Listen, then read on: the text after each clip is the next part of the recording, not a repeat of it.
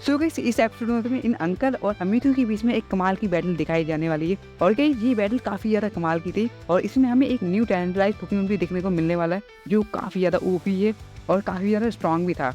और गाइस एक surprise party के बारे में क्या ख्याल है? लिको, रॉय और सभी राइजिंग बोल्टेकर के मेंबर्स ने तुम सब के लिए एक सरप्राइज पार्टी रखी है। तो गाइस तुम सब पार्टी में इनवाइटेड हो तो जरूर आना गाइस। और गाइस खाने में गाइस काफी सारी टेस्टी चीजें हैं, तो ये वीडियो पूरा देखना गाइस, तभी तुम्हें मिलने वाली ये सारी चीजें। सो गाइस अगर तुम्हें पार्टी में आना है तो तुम्हें पूरा वीडियो देखना पड़ेगा और तुम सब पार्टी में इनवाइटेड हो गाइस। काफी ज्यादा मजा आएगी पार्टी में और मुझे तो गाइस खाने का इंतजार है बस।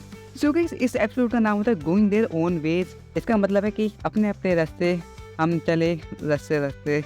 ये लाइन कोई सेंस नहीं बनाती पर मैंने बस बोल दी और इसका कोई मतलब भी नहीं है, ठीक है, इसे इसलिए मतलब भी निकाला इसका। उसके बाद हमें मिस्टर फ्रीड और अपनी लिको की ग्रैंड मदर दिखाई जाती हैं जो उनकी जाने की बात कर रही होती हैं।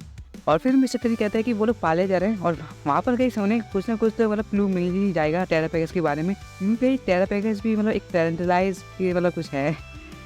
जो टेरेंटलाइज है ना कि वो मतलब माइक से निकला है तो उन्हें मतलब वहाँ पर कुछ ना कुछ तो मिल ही जाएगा।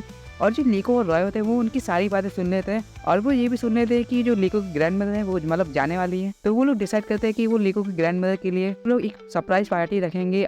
सो गाइस उसके बाद फिर हमें ग्रूम का एक वीडियो दिखाया जाता है जिसमें मतलब वो एक हैट पहनी हुई होती है जो मतलब काफ़ी ज़्यादा कूल होती है गाइस। मुझे भी एक हैट चाहिए यार ऐसी बिल्कुल सेम टू सेम। उसका फिर जो नानजामो होती है ना वो उसे कॉल करती है, आई डोंट नो गाइस इसका नाम क्या है। और तभी जो अपना फिकू होता है वो मतलब वहाँ से अंदर आ जाता है और वो मतलब सच में इधर उधर घूमने लगता है, चलने लगता है। और जो अपने रॉय और लिको होते हैं ना वो भी मतलब अंदर है। तभी जो अपनी लिको थी वो उसे देखती रहती है, नान जो पता नहीं क्या नाम था, पर इसे देख लेती है और वो उसे थैंक यू बोलती है उस दिन के लिए। तभी जो लिको और रॉय होते हैं वो पार्टी के बारे में बताते हैं और वो अपनी जो डॉट होती है वो कहती है, मतलब मेरी डॉट जो वो कहते हैं कि मुझे इन सब चीज़ों में कोई इंटरेस्ट नहीं है, मैं पार्टी वार्टी नहीं करते। और फिर हमें दिखाया था अपना अमिथियो जो मतलब वहाँ पर आया हुआ होता है, उन बॉस से बात कर रहा होता है, वो मतलब जो सबसे बड़े वाला जो बॉस है ना, आई डोंट नो ये कौन है, और वो उसके बाद उससे बात कर रहा होता है। उसका जो अपना अमितू होता है वो उन अंकल से बात करता है, उन बुड्ढे अंकल से, और वो कहता है कि मुझे और पावर चाहिए, मुझे ट्रेन करो। सच में यहाँ पर काफ़ी मजा आने वाली क्योंकि हमें इन दोनों के बीच में एक बैटल देखने को मिलने वाली जो काफ़ी ज़्यादा ओपी होती गई, मतलब काफ़ी ज़्यादा एपिक बैटल होती है। और ये मतलब सच में गाइस काफ़ी मजा आने वाली है इस बैटल में, तुम देखते जाओ बस। सबसे पहले अमितू अपने साइको कटर से हमला करने को बोलता है पोकेमॉन को, और वो अंकल भी मतलब सैड वर्ल्ड से हमला करने को बोलते हैं अपने पोकेमॉन को। और फिर दोनों के बीच में एक टक्कर होती है। सच में ये पोकेमॉन मतलब काफ़ी ओपी पोकेमॉन है और ये काफ़ी स्ट्रॉन्ग भी है। उसका जो अमितू होता है वो क्रॉस ब्लेड से हमला करने को बोलता है और तभी वहाँ पर काफ़ी ज़्यादा धुआं हो जाता है और वो मतलब जो पोकेमॉन होता है ना अमितू का वो उसके पीछे आ जाता है। लेकिन जो अंकल होते हैं वो काफ़ी ज़्यादा स्मार्ट होते हैं और वो अपने पोकेमॉन को पीछे से हमला करने को बोलते हैं। और उस पंच के बाद जो अमितू का जो पोकेमॉन होता है ना उसका ब्रेकिंग आर्मर जो एबिलिटी है ना वो ऑन हो जाती है और जिससे गई उसकी स्पीड काफ़ी ज़्यादा बढ़ जाती है। लेकिन गई इतनी स्पीड के बाद भी वो पोकेमॉन उसे पकड़ लेता है और वो उसके बाद शैडो बॉल का यूज़ कर देता है उस पर। और सच में गई मतलब अमितू की हालत ख़राब हो रखी है यहाँ पर। इसी तरह से उनके बीच में मतलब बैटल चलती रहती है और वो मतलब एक दूसरे को मारते हैं और पिटते हैं। और फिर आखिर में जाके जो अपना अमितू होता है वो उस पोकेमॉन को हराने में कामयाब हो जाता है। तभी जो वो अंकल होते हैं वो कहते हैं लगता है अब मुझे अपनी असली पावर दिखानी पड़ेगी, और वो उस पोकेमॉन को टेरेंटलाइज कर देते हैं और इसका टेरेंटलाइज काफ़ी ज़्यादा ओपी होता है। उसके बाद वो जो अंकल होते हैं वो शैडो वर्ल्ड से हमला करने को बोलते हैं अपने पोकेमॉन को और वो सीधे उस पर शैडो वर्ल्ड से हमला करते हैं। तभी जो अपना अमितू होता है वो भी मतलब काफ़ी ज़्यादा स्मार्ट होता है और वो क्रॉस ब्लेड से उसको मतलब काट देता है उस शैडो वर्ल्ड को। और तभी वो जो अंकल होते हैं वो शैडो पंच से हमला करने को बोलते हैं और वो एक ही शैडो पंच में गई उस पोकेमॉन को हरा देते हैं, अमितू के पोकेमॉन को। तभी कितना पावरफुल था या टेरेंटलाइज। उसके बाद वो अंकल कहते हैं क्या तुम सेटिस्फाइड हो, और वो कहता है नहीं मुझे एक और बैटल करनी है, मुझे रीमैच चाहिए। और फिर हमें दिखाई थी लिको की ग्रैंड मदर और वो कहते हैं कि ये मेरी लास्ट नाइट है इस शिप पर।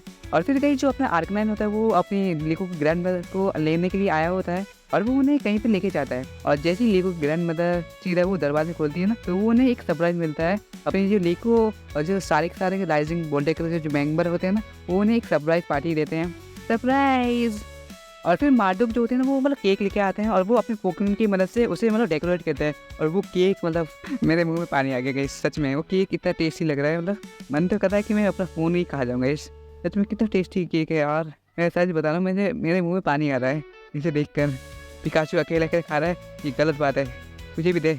और फिर गाइस हमें दिखाया था कि जो मिस्टर फ्रीड है वो एक बार फिर से उस टी को पी लेते हैं और फिर उनकी मतलब सच में गाइस ये पोकेमॉन मतलब मिस्टर फ्रीड के साथ गलत कर रहा है, बहुत गलत कर रहा है, सच में अच्छी बात नहीं है बेचारे मिस्टर फ्रीड। उसके बाद फिर मार्डोक कहता है कि तुम्हें ध्यान रखना चाहिए, तुम्हें देख के पीनी चाहिए। और फिर मार्डोक भी बोल वो टी पी लेते हैं और वो बेहोश हो जाते हैं और सच में बेचारे उनके साथ कितना गलत हुआ, इन दोनों के साथ गलत हुआ गाइस, मैं तो मतलब कहना चाहूँगा। वो जो 2 पुकिन होते हैं ना, वो उनके साथ मस्ती कर रहे होते हैं। हाँ, मस्ती में उन्हें टपका दिया सच में।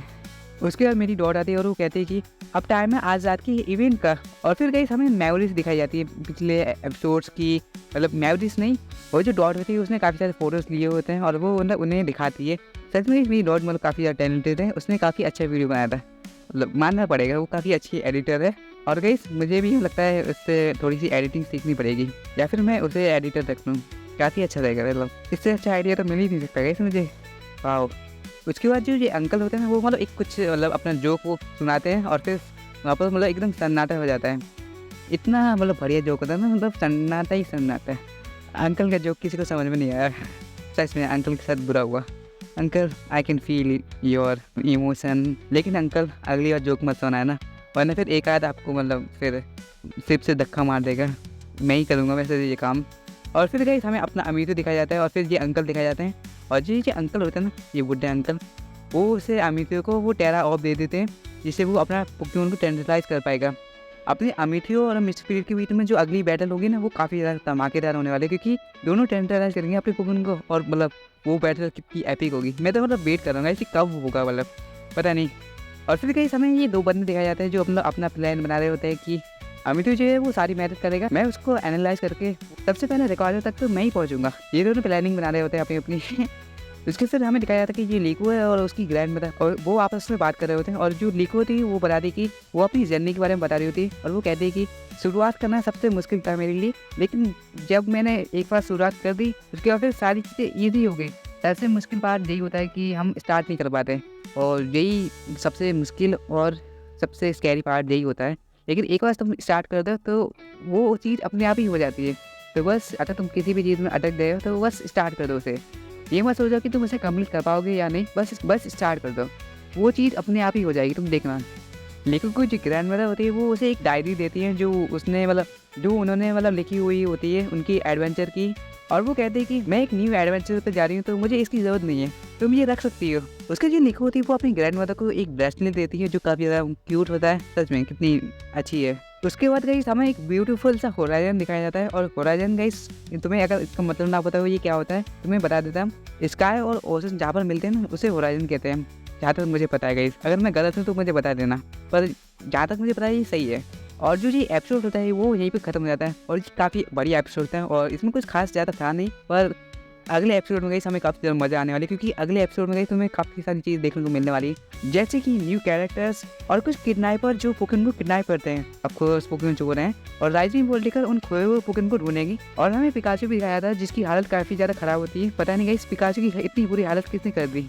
पोकेमॉन राइजिंग में सबसे ज़्यादा स्ट्रॉन्ग पोकेमॉन तो पिकाचू है, इसकी इतनी बुरी हालत किसने कर दी, ये तो कोई बात नहीं हुई है। सो गाइस इस एपिसोड का नाम होता है read and cap the due in the wilderness. Bye bye.